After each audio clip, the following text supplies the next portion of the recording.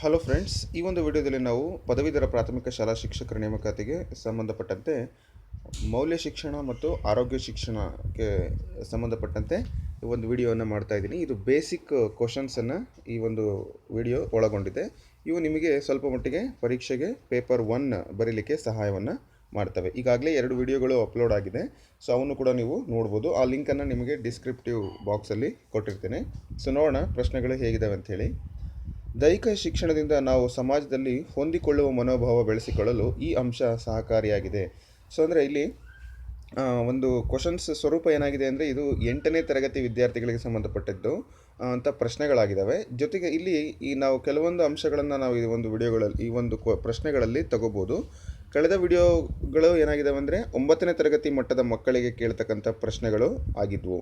So ನೋಡೋಣ, ಇಲ್ಲಿ ಇರ್ತಕ್ಕಂಥ ಪ್ರಶ್ನೆಯ ಒಂದು ಭಾವಾರ್ಥವನ್ನು ನಾವು ಅಂದರೆ ಅರ್ಥ ಮಾಡ್ಕೊಳ್ಳೋದ್ರಿಂದ ನಮಗೆ ಅಲ್ಲಿ ಕೇಳ್ತಕ್ಕಂಥ ಪ್ರಶ್ನೆಗಳಿಗೆ ಸುಲಭವಾಗಿ ಉತ್ತರವನ್ನು ಮಾಡಲಿಕ್ಕೆ ಸಾಮರ್ಥ್ಯ ಬರುತ್ತೆ. ಇದು ಎಕ್ಸ್ಪೆಕ್ಟೇಷನ್ ಫ್ರಮ್ ದ ಚೈಲ್ಡ್ ಅಲ್ವಾ. ಹಾಗಾಗಿ ದೈಹಿಕ ಶಿಕ್ಷಣದಿಂದ ನಾವು ಸಮಾಜದಲ್ಲಿ ಹೊಂದಿಕೊಳ್ಳುವ ಮನೋಭಾವ ಬೆಳೆಸಿಕೊಳ್ಳಲು ಯಾವುದು ಅಂತ ಹೇಳಿದ್ರೆ ನೋಡಿ, ಚಿತ್ರಕಲೆ ಮತ್ತು ಸಂಗೀತ, ನೃತ್ಯ ಇವೆಲ್ಲವಕ್ಕಿಂತ ಕ್ರೀಡೆಗಳನ್ನು ಮಾಡೋದ್ರಿಂದ, ಅಂದರೆ ಈಗ ನಮ್ಮ ದೇಶ ಮತ್ತೊಂದು ದೇಶದ ಒಂದು ಸೌಹಾರ್ದತೆ ಕೂಡ ಬೆಳೆಯುತ್ತೆ. ಅಂದರೆ ಹೊಂದಿಕೊಳ್ಳುವ ಮನೋಭಾವ ಬೆಳೆಯೋದು ಕ್ರೀಡೆಗಳಿಂದ. ಹಾಗಾಗಿ ಆಪ್ಷನ್ ಎ ಸರಿಯಾದ ಉತ್ತರ. ನಮ್ಮ ಶಾಲೆಯ ವಾಲಿಬಾಲ್ ಆಟದಲ್ಲಿ ಆಡುವವರ ಒಂದು ತಂಡದಲ್ಲಿ ಆಟಗಾರರ ಸಂಖ್ಯೆ ಎಷ್ಟಿರುತ್ತೆ ಅಂದರೆ 6 ಸಂಖ್ಯೆ ಇರುತ್ತೆ. ಒಂದು ತಂಡದಲ್ಲಿ 6 ಸಂಖ್ಯೆ ಇರುತ್ತೆ. ನೆಕ್ಸ್ಟ್, ಬ್ಯಾಡ್ಮಿಂಟನ್ ಕ್ರೀಡೆಯಲ್ಲಿ ನಾವು ಉಪಯೋಗಿಸುವ ಶಟಲ್ ಕಾಕ್ ಹೊಂದಿರುವ ಗರಿಷ್ಠ ಗರಿಗಳು. ಅಂದರೆ ಇದು ನೋಡಿ, ಬ್ಯಾಡ್ಮಿಂಟನ್ ಆಟ ಆಡ್ತಾರಲ್ಲ, ಅದರಲ್ಲಿ ಶಟಲ್ ಕಾಕ್ ಇರುತ್ತೆ. ಸೊ ಆ ಬ್ಯಾಡ್ಮಿಂಟನ್ ಶಟಲ್ ಕಾಕ್, ಆ ಒಂದು ಶಟಲ್ ಕಾಕಲ್ಲಿರುವಂಥ ಒಂದು ಗರಿಗಳ ಸಂಖ್ಯೆ ಎಷ್ಟಿರುತ್ತೆ ಅಂತ ಹೇಳಿ ಕೇಳಿದರೆ, ಗರಿಗಳು 16 ಗರಿಗಳನ್ನು ಅದು ಹೊಂದಿರುತ್ತೆ. ಸೊ ನೋಡಿಲ್ಲ ಅಂದರೆ ನಿಮ್ಮ ಕನ್ಫರ್ಮೇಷನ್ ಒಂದ್ಸರಿ ಅದನ್ನು ಪರೀಕ್ಷೆ ಮಾಡಿ ನೋಡೋಣ.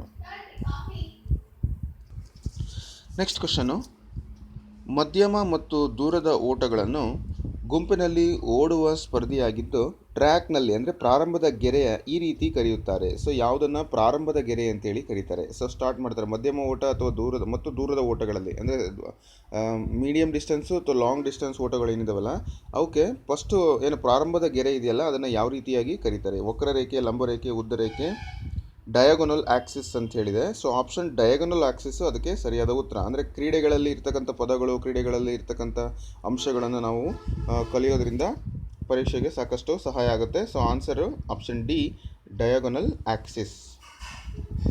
ನೆಕ್ಸ್ಟ್ ಕ್ವಶನ್ನು, ರಾಷ್ಟ್ರಮಟ್ಟದ ಎತ್ತರ ಜಿಗಿತ ಸ್ಪರ್ಧೆಯಲ್ಲಿ ದಾಖಲೆ ಮಾಡಿದ ಮಹಿಳಾ ಕ್ರೀಡಾಪಟು ಇವರಾಗಿದ್ದಾರೆ ಅಂತ ಇದೆ.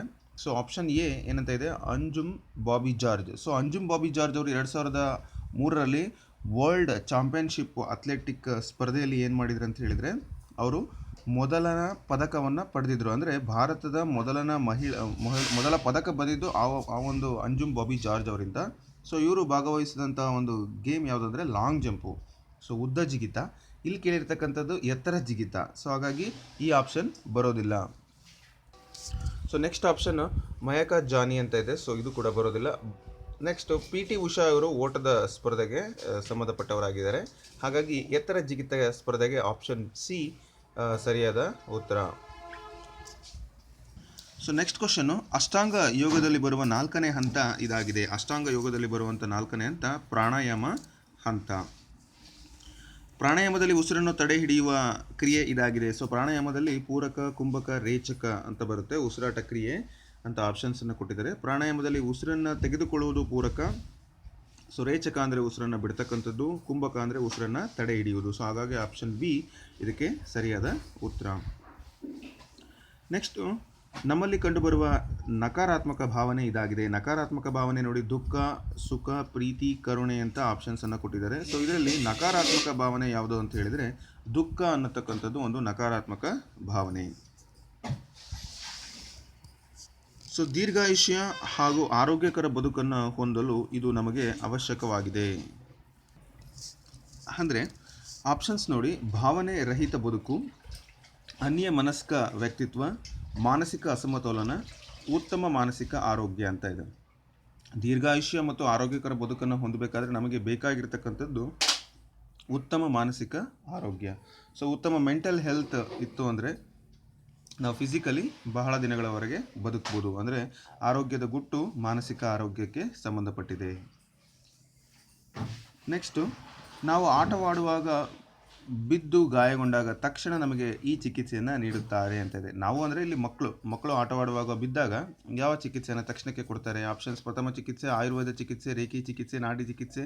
ನೋಡಿ, ಆಯುರ್ವೇದ, ರೇಖಿ ಚಿಕಿತ್ಸೆ, ನಾಟಿ ಚಿಕಿತ್ಸೆ ಎಲ್ಲವನ್ನು ಮಾಡಲಿಕ್ಕೆ ಸಮಯ ತೆಗೆದುಕೊಳ್ಳುತ್ತೆ. ಆದರೆ ಅಲ್ಲಿ ತಕ್ಷಣಕ್ಕೆ ಕೊಡ್ತಕ್ಕಂಥ ಒಂದು ಚಿಕಿತ್ಸೆ ಇದೆಯಲ್ಲ, ಅದನ್ನು ಪ್ರಥಮ ಚಿಕಿತ್ಸೆ ಅಂತ ನಾವು ಹೇಳ್ತೀವಿ. ಆಪ್ಷನ್ ಎ ಇದಕ್ಕೆ ಸರಿಯಾದ ಉತ್ತರ.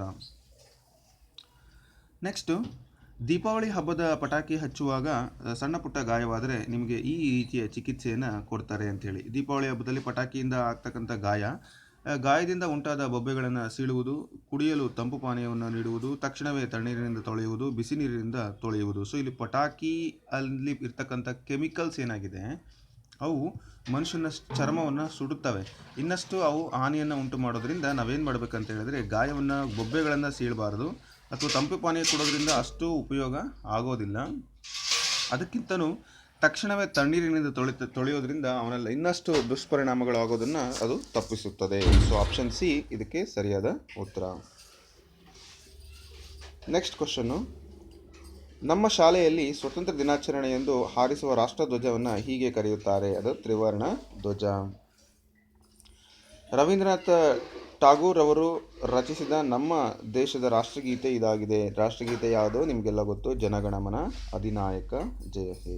ಆಪ್ಷನ್ ಸಿ ಸರಿಯಾದ ಉತ್ತರ. ನೆಕ್ಸ್ಟು, ಸರ್ಕಾರದ ಜೊತೆ ನಾವು ಸಂಬಂಧ ಇಟ್ಟುಕೊಳ್ಳಲು ಮತ್ತು ಆ ದೇಶದ ಸದಸ್ಯರೆಂದು ಗುರುತಿಸಿಕೊಳ್ಳಲು ಮುಖ್ಯವಾಗಿ ನಮಗೆ ಬೇಕಾದದ್ದು ಏನು? ಅಂದರೆ ಇದು ನಿಮಗೆ ಸೋಷಿಯಲ್ ಪ್ರಶ್ನೆ ಬರುತ್ತೆ, ಮತ್ತು ಇದು ಎಲ್ಲ ಪೌರತ್ವಕ್ಕೆ ಸಂಬಂಧಪಟ್ಟಂಥ ಒಂದು ಪ್ರಶ್ನೆಯಾಗಿದೆ. ಸರ್ಕಾರ ಜೊತೆ ಸಂಬಂಧ ಇಟ್ಟುಕೊಳ್ಬೇಕು, ಜೊತೆಗೆ ದೇಶದ ಸದಸ್ಯ ಅಂತೇಳಿ ಗುರುತಿಸ್ಕೋಬೇಕಾದ್ರೆ ನಾವು ಮೊದಲು ಭಾರತದ ಪೌರತ್ವವನ್ನು ತಗೋಬೇಕು. ಮನೆ ತಗೋಬೇಕು, ಆಹಾರ ತಗೋಬೇಕು, ವಿದ್ಯೆ ತಗೋಬೇಕು ಅಲ್ಲ. ಸೊ ಅದಕ್ಕೆ ಪೌರತ್ವ ಬಹಳ ಇಂಪಾರ್ಟೆಂಟು. ಸೊ ನೆಕ್ಸ್ಟ್ ಪ್ರಶ್ನೆ: ನಾವು ವಾಲಿಬಾಲ್ ಆಟದಲ್ಲಿ ಸರ್ವಿಸ್ ಮಾಡುವಾಗ ಇದನ್ನು ಮಾಡುವುದರಿಂದ ಅಂಕಗಳನ್ನು ಕಳೆದುಕೊಳ್ಳುತ್ತೇವೆ. ಸೊ ಏನು ಕೆಲಸ ಮಾಡೋದ್ರಿಂದ ಅಂಕಗಳು ನಮಗೆ ಹೋಗ್ತವೆ? ಎಸ್ಪೆಷಲಿ ಸರ್ವಿಸ್ ಮಾಡಬೇಕಾದ್ರೆ ವಾಲಿಬಾಲ್ ಆಟದಲ್ಲಿ ಆಪ್ಷನ್ಸು: ಅಂಕಣದ ಅಂತಿಮ ಗೆರೆಯನ್ನು ತುಳಿಯುವುದರಿಂದ, ಎದುರಾಳಿ ಅಂಕಣಕ್ಕೆ ಸರ್ವಿಸ್ ಮಾಡುವುದರಿಂದ, ಅಟ್ಯಾಕ್ ಗೆರೆ ಸರ್ವಿಸ್ ಮಾಡುವುದರಿಂದ, ಬ್ಯಾಕ್ ಗೆರೆಗೆ ಸರ್ವಿಸ್ ಮಾಡುವುದರಿಂದ. ಸೊ ಇದಕ್ಕೆ ಉತ್ತರ ಕಮೆಂಟ್ ಬಾಕ್ಸ್ನಲ್ಲಿ ನೀವೇ ಕಮೆಂಟ್ ಮಾಡಿ. 15ನೇ ಪ್ರಶ್ನೆಗೆ ಆಪ್ಷನ್ ಎ, ಬಿ, ಸಿ ಯಾವುದು ಅಂತೇಳಿ ಕಮೆಂಟ್ ಮಾಡಿ. ನಿಮ್ಮ ಭಾಗವಹಿಸುವಿಕೆ ಕೂಡ ನಮಗೆ ಬಹಳ ಇಂಪಾರ್ಟೆಂಟ್ ಆಗಿರೋದ್ರಿಂದ ಈ ರೀತಿಯಾದ 1 ಅಥವಾ 2 ಪ್ರಶ್ನೆಗಳನ್ನು ನಿಮಗೆ ಈ ವಿಡಿಯೋಗಳಲ್ಲಿ ಕೊಡಲಾಗುತ್ತೆ. ನೆಕ್ಸ್ಟ್ ಪ್ರಶ್ನೆ: ಇವರು 800 ಮೀಟರ್ ಓಟದಲ್ಲಿ ರಾಷ್ಟ್ರಮಟ್ಟದ ಅಂದರೆ ಮಧ್ಯಮ ಓಟದಲ್ಲಿ ದಾಖಲೆ ಮಾಡಿದ ಓಟಗಾರರಾಗಿದ್ದಾರೆ. ಸೊ ಯಾರು 800 ಮೀಟರಲ್ಲಿ ರಾಷ್ಟ್ರಮಟ್ಟದಲ್ಲಿ ಓಟಗಾರರು ಆಗಿದ್ದಾರೆ ಅಂಥೇಳಿ? ಬಹದ್ದೂರ್ ಪ್ರಸಾದ್, ದೀಪ್ ಚಂದ್, ಶಿವನಾಥ್ ಸಿಂಗ್, ಶ್ರೀ ರಾಮ್ ಸಿಂಗ್ ಅಂತ ಇದೆ. So option C Shri Ram Singh ಅವರು ಏನು ಮಾಡಿದ್ದಾರೆ ಅಂದರೆ ಇವರು ದಾಖಲೆಯನ್ನು ಬರೆದಿದ್ದಾರೆ. 800 ಮೀಟರ್ ಓಟದ ಒಂದು ರಾಷ್ಟ್ರಮಟ್ಟದ ಸ್ಪರ್ಧೆಯಲ್ಲಿ ದಾಖಲೆಯನ್ನು ಮಾಡಿದ್ದಾರೆ. ದೇಹದ ಒಳಗಿನ ಅಂಗಗಳ ಕಾರ್ಯಕ್ಷಮತೆಯನ್ನು ಬಲಿಷ್ಠಗೊಳಿಸಲು ಅಷ್ಟಾಂಗ ಯೋಗದಲ್ಲಿ ಈ ಭಾಗವು ಸಹಕಾರಿಯಾಗುತ್ತದೆ. ಅಷ್ಟಾಂಗ ಯೋಗದಲ್ಲಿ ಯಾವ ಭಾಗ ಅಂತ ಹೇಳಿದ್ರೆ ಅದರಲ್ಲಿ ಪ್ರಾಣಾಯಾಮ ಭಾಗ ಏನಾಗಿದೆ ಅಂದರೆ ದೇಹದ ಒಳಗಿನ ಭಾಗಗಳ ಕಾರ್ಯದಕ್ಷತೆಯನ್ನು, ಅಂದರೆ ನಾವು ಪ್ರಾಣಾಯಾಮ ಮಾಡುವಂಥ ಸಂದರ್ಭದಲ್ಲಿ ನರನಾಡಿಗಳು ಶುದ್ಧಿ ಆಗುತ್ತೆ. ನಾಡಿ ಶುದ್ಧಿ ಪ್ರಾಣಾಯಾಮ ಇದೆ, ಅಂದರೆ ಭಸ್ತ್ರಿಕಾ ಪ್ರಾಣಾಯಾಮ ಇದೆ, ಕಪಾಲಿಪಾತ ಪ್ರಾಣಾಯಾಮ ಇದೆ. ಸೊ ಅನೇಕ ಪ್ರಾಣಾಯಾಮ, ಸೂರ್ಯಾನುಲೋಮ ಪ್ರಾಣಾಯಾಮ, ಮತ್ತು ಚಂದ್ರಾನುಲೋಮ ಪ್ರಾಣಾಯಾಮ, ಶೀತಕಾರಿ, ಸದಂಥ, ಭಾಳಷ್ಟು ಪ್ರಾಣಾಯಾಮಗಳು ಏನು ಮಾಡ್ತವೆ ಅಂದರೆ ಇವು ದೇಹದ ಅಂಗಗಳ ಕಾರ್ಯಕ್ಷಮತೆಯನ್ನು ಬಲಿಷ್ಠಗೊಳ್ಳಲಿಕ್ಕೆ ನಮಗೆ ಸಹಾಯವನ್ನು ಮಾಡ್ತವೆ. ಸೊ ನೆಕ್ಸ್ಟ್ ಕ್ವಶನ್ನು: ನಾವು ದಿನನಿತ್ಯ ಮಾಡುವ ಯೋಗ ಮತ್ತು ವ್ಯಾಯಾಮಗಳ ನಡುವಿನ ವ್ಯತ್ಯಾಸ ಇದಾಗಿದೆ. ಸೊ ಯೋಗ ಮತ್ತು ವ್ಯಾಯಾಮಕ್ಕೆ ಇರುವಂಥ ವ್ಯತ್ಯಾಸ ಯಾವುದು? ವೇಗವಾಗಿ ಮಾಡುವುದು, ಪದೇ ಪದೇ ಮಾಡುವುದು, ಉಸಿರಾಟದ ಕ್ರಿಯೆಗಳಿಗೆ ಹೆಚ್ಚಿನ ಮಹತ್ವ, ಉಸಿರಾಟದಿಂದ ನಿಯಂತ್ರಣಕ್ಕೆ ಮಹತ್ವ ನೀಡುವುದಿಲ್ಲ ಅಂತ ಕೊಟ್ಟಿದ್ದಾರೆ. ಅಂದರೆ ಯೋಗಕ್ಕೂ ಮತ್ತು ವ್ಯಾಯಾಮಕ್ಕೂ ಇರುವಂಥ ವ್ಯತ್ಯಾಸ ಇದೆ. ಉಸಿರಾಟ ಕ್ರಿಯೆಗಳಿಗೆ ಹೆಚ್ಚಿನ ಮಹತ್ವವನ್ನು ಯೋಗದಲ್ಲಿ ಕೊಡ್ತಾರೆ, ಆದರೆ ಇನ್ನು ವ್ಯಾಯಾಮದಲ್ಲಿ ಯಾವುದೇ ಕಾರಣಕ್ಕೂ ಅದು ಉಸಿರಾಟದ ಕ್ರಿಯೆಗೆ ಸಂಬಂಧಪಟ್ಟಂತೆ ಅವರು ಏನು ಮಾಹಿತಿಯನ್ನು ನೀಡೋದಿಲ್ಲ. ನೆಕ್ಸ್ಟು, ಕಾಡುಗಳಿಗೆ ಬೆಂಕಿ ಬಿದ್ದು ಸುಟ್ಟು ಹೋಗುವುದನ್ನು ಟಿ ವಿಗಳ ಮೂಲಕ ನೋಡ್ತೇವೆ. ಇದರ ಬಗ್ಗೆ ನಿನ್ನ ಪ್ರತಿಕ್ರಿಯೆ ಏನು? ಅಂದರೆ ವಿದ್ಯಾರ್ಥಿಯಾಗಿ ಯಾವ ಪ್ರತಿಕ್ರಿಯೆಯನ್ನು ಮಗು ಕೊಡ್ಬೋದು ಅಂತ. ಸೊ ನಾವು ಟೀಚರ್ಸಾಗಿ ಏನು ಎಕ್ಸ್ಪೆಕ್ಟ್ ಮಾಡ್ತೀವಿ ಅಂಥೇಳಿ ನೋಡಿ ಸಂತೋಷ ಪಡುವುದು. ಕಾಡಿಗೆ ಬೆಂಕಿ ಬಿದ್ದಾಗ ಯಾರು ಕೂಡ ಸಂತೋಷವನ್ನು ಪಡೋದಿಲ್ಲ. ಎಷ್ಟೆಲ್ಲ ವನ ಸಂಪತ್ತು ನಾಶವಾಯಿತು ಎಂದು ದುಃಖ ಪಡುವುದು. ಸೊ ತುಂಬ ಅದಕ್ಕೆ ಫೀಲ್ ಮಾಡ್ತಕ್ಕಂಥದ್ದು. ನೆಕ್ಸ್ಟು ತಡೆಯಲು ಪರಿಣಾಮಕಾರಿ ವಿಧಾನಗಳ ಬಗ್ಗೆ ಮುಂದಾಗುವುದು. ಮಾನವನ ದುಷ್ಟ ಬುದ್ಧಿಗೆ ಬೇಸರವಾಗುವುದು. ಸೊ ಇಲ್ಲಿ ಆಪ್ಷನ್ ಎ, ಬಿ ಮತ್ತು ಡಿ ಆಪ್ಷನ್ಗಳು ಏನಾಗಿದಾವೆ ಅಂದರೆ ಅವಕ್ಕೆ ಸಮಂಜಸವಾದಂಥವಲ್ಲ. ಅಂದರೆ ದುಷ್ಟ ಬುದ್ಧಿಗೆ ಬೇಸರ ಮಾಡ್ಕೊಳ್ಳೋದ್ರಿಂದ ಯಾವುದೇ ಪ್ರಯೋಜನ ಇಲ್ಲ. ನಾವು ಬೇಸರ ಮಾಡಿಕೊಂಡು ಸುಮ್ಮನೆ ಇರೋದ್ರಿಂದ, ಯಾಕೆಂದರೆ ನಮ್ಮಂಥ ಮನುಷ್ಯರೇ ಅದನ್ನು ಮಾಡಿರೋದ್ರಿಂದ ನಾವೇನು ಮಾಡಬೇಕಾಗುತ್ತೆ, ತಡೆಯಲು ಪರಿಣಾಮಕಾರಿ ವಿಧಾನಗಳ ಬಗ್ಗೆ ಮುಂದಾಗಬೇಕಾಗುತ್ತೆ. ಆಪ್ಷನ್ ಸಿ ಇದಕ್ಕೆ ಸರಿಯಾದ ಉತ್ತರ. ಸೊ ನೆಕ್ಸ್ಟ್, ಕಾರ್ಗಿಲ್ ಯುದ್ಧದಲ್ಲಿ ವೀರಮರಣ ಹೊಂದಿದ ನಿಮ್ಮೂರಿನ ಯೋಧನ ಬಗ್ಗೆ ನಿನ್ನ ಪ್ರತಿಕ್ರಿಯೆ ಏನಾಗಿರುತ್ತೆ? ಕಾರ್ಗಿಲ್ ಯುದ್ಧದ ಸಂದರ್ಭದಲ್ಲಿ ಅಂದರೆ ಈಗ ನಡೀತಕ್ಕಂಥ ಯುದ್ಧಗಳು ಬೇರೆ ಬೇರೆ ಬರ್ತವೆ, ಪುಲ್ವಾಮಾ ದಾಳಿ ಆ ರೀತಿಯಾದಂಥವು. ಬಟ್ ಆ ಸಂದರ್ಭದಲ್ಲಿ ಪರೀಕ್ಷೆ ನಡೆದ ಸಂದರ್ಭದಲ್ಲಿ ಈ ಪ್ರಶ್ನೆ ಕೇಳಿದ್ದಾರೆ. ಕಾರ್ಗಿಲ್ ಯುದ್ಧದಲ್ಲಿ ವೀರಮರಣ ಹೊಂದಿದ ನಿಮ್ಮೂರಿನ ಯೋಧನ ಬಗ್ಗೆ ನಿನ್ನ ಪ್ರತಿಕ್ರಿಯೆ ಏನಾಗಿರುತ್ತೆ? ಶ್ರದ್ಧಾಂಜಲಿ ಸಲ್ಲಿಸ್ತಕ್ಕಂಥದ್ದು, ಯೋಧನ ಕುಟುಂಬಕ್ಕೆ ಆರ್ಥಿಕ ಮತ್ತು ನೈತಿಕ ಬಲ ತುಂಬಿ ಗೌರವ ಸೂಚಿಸುವುದು, ದುಃಖ ಪಡುವುದು, ತಾತ್ಸಾರದಿಂದ ಮಾತನಾಡುವುದು. ಸೊ ಇದಕ್ಕೆ ಆಪ್ಷನ್ ಬಿ, ಯೋಧನ ಕುಟುಂಬಕ್ಕೆ ಆರ್ಥಿಕ ಮತ್ತು ನೈತಿಕ ಬಲ ತುಂಬಿ ಗೌರವವನ್ನು ಸೂಚಿಸ್ತಕ್ಕಂಥದ್ದು ನಮ್ಮ ಕರ್ತವ್ಯ. ನೆಕ್ಸ್ಟು, ತೀವ್ರ ಬರಗಾಲದಿಂದ ಸಾಲಬಾಧೆ ತಾಳಲಾರದೆ ನಿಮ್ಮ ಪಕ್ಕದ ಮನೆಯವರು ಆತ್ಮಹತ್ಯೆ ಮಾಡಿಕೊಳ್ಳುವ ಮಾತನಾಡಿದಾಗ ನಿನ್ನ ಪ್ರತಿಕ್ರಿಯೆ ಏನಾಗಿರುತ್ತೆ? ಅಂದರೆ ಯಾರೋ ಅಂದರೆ ತುಂಬ ಕಷ್ಟ, ಬರಗಾಲ ಮತ್ತು ಸಾಲಗಳು ಮಾಡಿರ್ತಾರೆ, ಆತ್ಮಹತ್ಯೆ ಮಾಡ್ಕೋಬೇಕಂತ ಪ್ರಯತ್ನ ಮಾಡ್ತಾರೆ. ಆವಾಗ ನಿನ್ನ ಭಾವನೆ ಏನಾಗಿರುತ್ತೆ? ನೀನೇನು ಮಾಡ್ತೀಯ ಅಂತ. ಆಪ್ಷನ್ ಎ, ಆತ್ಮಹತ್ಯೆ ಒಂದು ಅಪರಾಧ ಅಂತ ತಿಳಿಸುವುದು. ಆಪ್ಷನ್ ಬಿ, ನಮ್ಮ ಮನೆಯಲ್ಲೂ ಕಷ್ಟವಿದೆ, ನಾವು ಹಾಗೆ ಮಾಡುವುದಾಗಿ ನಿರ್ಧರಿಸುವುದು. ಆಪ್ಷನ್ ಸಿ, ಮರುಕವನ್ನು ವ್ಯಕ್ತಪಡಿಸುವುದು. ಆಪ್ಷನ್ ಡಿ, ಎಲ್ಲ ಕಷ್ಟಗಳಿಗೆ ಪರಿಹಾರ ಇದೆ ಎಂಬ ಭರವಸೆ ಮೂಡಿಸಿ ಆರ್ಥಿಕ ಸಹಾಯದ ಮಾರ್ಗವನ್ನು ಕಲ್ಪಿಸುವುದು. ಅಂದರೆ ಅವರಿಗೆ ನೋಡ್ರಿ, ಈಗ ಕಷ್ಟಗಳು ಸಾಮಾನ್ಯವಾಗಿ ಬರುತ್ತೆ, ಆದರೆ ಅದನ್ನು ಪರಿಹಾರ ಮಾಡ್ಕೊಳ್ಳಿಕ್ಕೆ ಬೇರೆ ಬೇರೆ ದಾರಿಗಳಿದ್ದಾವೆ ಅಂಥೇಳಿ ಅವರಿಗೆ ಒಂದು ಮಾನಸಿಕವಾಗಿ ನಾವು ಧೈರ್ಯವನ್ನು ಕೊಡ್ತಕ್ಕಂಥದ್ದು. ಆದರೆ ಸಹಾಯವನ್ನು, ಆರ್ಥಿಕ ಸಹಾಯವಾದ ಮಾರ್ಗಗಳನ್ನು ತೋರಿಸ್ಬೇಕು, ಇಲ್ಲ ನಮ್ಮ ಕಡೆಯಿಂದ ಆಗೋವಂಥ ಸಹಾಯವನ್ನು ಮಾಡಬೇಕು. ಆಪ್ಷನ್ ಡಿ ಇದಕ್ಕೆ ಸಮಂಜಸವಾದಂಥ ಉತ್ತರ. ನೆಕ್ಸ್ಟು, ಅನ್ಯ ಕೋಮಿನ ಉತ್ಸವವೊಂದು ನಿಮ್ಮೂರಿನಲ್ಲಿ ಏರ್ಪಟ್ಟಾಗ ನಿನ್ನ ಪ್ರತಿಕ್ರಿಯೆ. ಅನ್ಯ ಕೋಮು ಅಂತ ಹೇಳಿದರೆ ಅನ್ಯ ಧರ್ಮೀಯ, ಅನ್ಯ ಜಾತೀಯ ಅಂತ ನಾವು ಕರಿತೀವಿ. ಈಗ ಒಂದೊಂದು ಊರುಗಳಲ್ಲಿ ಒಂದೊಂದು ಏರಿಯಾ ಮಾಡ್ಕೊಂಡಿರ್ತಾರೆ ಜಾತಿ ಮೇಲೆ, ಈ ಥರ ಜಾತಿಯವರು ಈ ಕಡೆ ಇರ್ತಾರೆ, ಈ ಏರಿಯಾ ಆ ಏರಿಯಾ ಅಂತೇಳಿ. ಸೊ ಅಂಥ ಬೇರೆ ಒಂದು ನಿಮ್ಮ ಒಂದು ಕೋಮು ಬಿಟ್ಟು ಇನ್ನೊಂದು ಕೋಮಿನ ಒಂದು ಉತ್ಸವ ನಡೀತಿದೆ, ಆವಾಗ ನಿನ್ನ ಪ್ರತಿಕ್ರಿಯೆ ಏನಾಗಿರುತ್ತೆ? ನಡೆಯದಂತೆ ತಡೆಯುವುದೇ ಮಾಡಬೇಡ್ರಿ ನೀವು, ನಾವು ಮಾತ್ರ ಮಾಡಬೇಕು ಅಂತೀವೋ, ಅಥವಾ ಗಲಾಟೆ ಮಾಡಿಸುವುದು, ಅಸೂಯೆ ಪಡುವುದು, ಭಾಗಿಯಾಗಿ ಸಂಭ್ರಮ ಪಡುವುದು. ಸೊ ಆಪ್ಷನ್ ಡಿ, ಭಾಗಿಯಾಗಿ ಸಂಭ್ರಮ ಪಡುವುದು. ನಾವೆಲ್ಲರೂ ಒಂದೇ ಅನ್ನೋ ಒಂದು ಭಾವನೆಯನ್ನು ನಾವು ತೋರಿಸ್ಬೇಕಾಗತ್ತೆ. ನೆಕ್ಸ್ಟ್ ಕ್ವಶನ್ನು, ರಸ್ತೆಯಲ್ಲಿ ಅಪಘಾತವಾಗಿದೆ, ಅದನ್ನು ನೋಡಿರುವ ನಿನ್ನನ್ನು ಪೊಲೀಸರು ಸಾಕ್ಷಿ ಹೇಳಲು ಕರೆಸಿದಾಗ ನಿನ್ನ ಉತ್ತರ ಏನಾಗಿರುತ್ತೆ? ಯಾವುದೋ ಒಂದು ರಸ್ತೆಯಲ್ಲಿ ಆಕ್ಸಿಡೆಂಟ್ ಆಗಿರುತ್ತೆ, ಆವಾಗ ನಿನ್ನನ್ನು ಸಾಕ್ಷಿ ಹೇಳಲಿಕ್ಕೆ ಪೊಲೀಸ್ನರು ಕರೀತಾರೆ. ಆಪ್ಷನ್ಸು, ನಾನು ನೋಡಲಿಲ್ಲ ಎಂದು ಹೇಳುವೆ, ಇವರಲ್ಲ ಎಂದು ಹೇಳುವೆ, ಬೇರೆಯವರ ಮೇಲೆ ಹೇಳುವೆ, ಕಂಡದ್ದನ್ನು ಕಂಡಂತೆ ಹೇಳುವೆ ಅಂತ ಇದೆ. ಸೊ ಆಪ್ಷನ್ ಡಿ, ಕಂಡದ್ದನ್ನು ಕಂಡಂತೆ ಹೇಳುವೆ. ಆದರೆ ಈಗಿನ ಜನ ಏನಾಗಿದ್ದಾರೆ ಅಂದರೆ ನನ್ನ ಮೇಲೆ ಕೇಸ್ ಬರುತ್ತೆ ಅಂತಲೇ ಸಾಯೋರನ್ನ ಹಾಗೆ ಬಿಟ್ಟು ಹೋಗ್ತಾರೆ.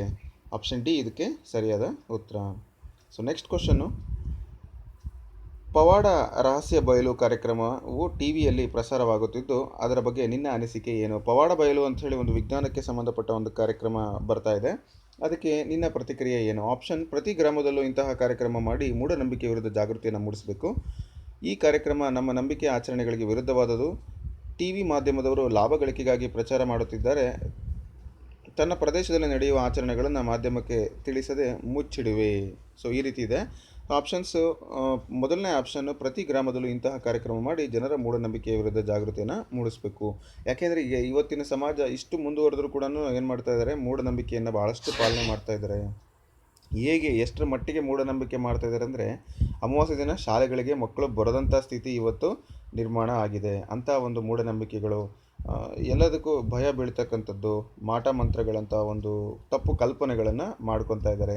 ಸೊ ಅದಕ್ಕೆ ಆಪ್ಷನ್ ಎ ಸರಿಯಾದ ಉತ್ತರ.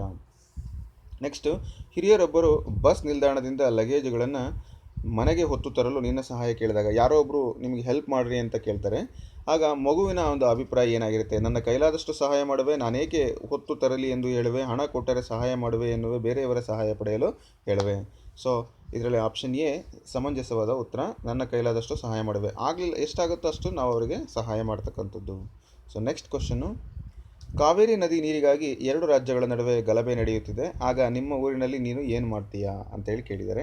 ಸೊ ಏನು ಮಾಡಬೇಕು ಅಂದರೆ, ಈ ಕಾವೇರಿ ನದಿ ಕರ್ನಾಟಕ ಮತ್ತು ತಮಿಳುನಾಡು ವಿರುದ್ಧ ನಡೀತಾ ಇದೆಯಲ್ಲ, ಆಗ ನಮ್ಮ ಒಂದು ಅಭಿಪ್ರಾಯ ಏನಾಗಿರುತ್ತೆ ಅಂತ, ಬೇರೆ ಭಾಷಿಕರನ್ನು ಒಡೆಯೋದು. ಅಂದರೆ ಈಗ ತಮಿಳಿಯನ್ಸ್ನವರು ನಮ್ಮ ಏರಿಯಾದಾಗಿದ್ದರೆ ನಾವು ಒಡೆಯೋದು, ಅಥವಾ ತಮಿಳಿಯನ್ಸ್ನವರು ಕನ್ನಡಿಗರನ್ನ ಒಡೆಯೋದು, ಈ ರೀತಿ ಮಾಡ್ತಕ್ಕಂಥದ್ದು.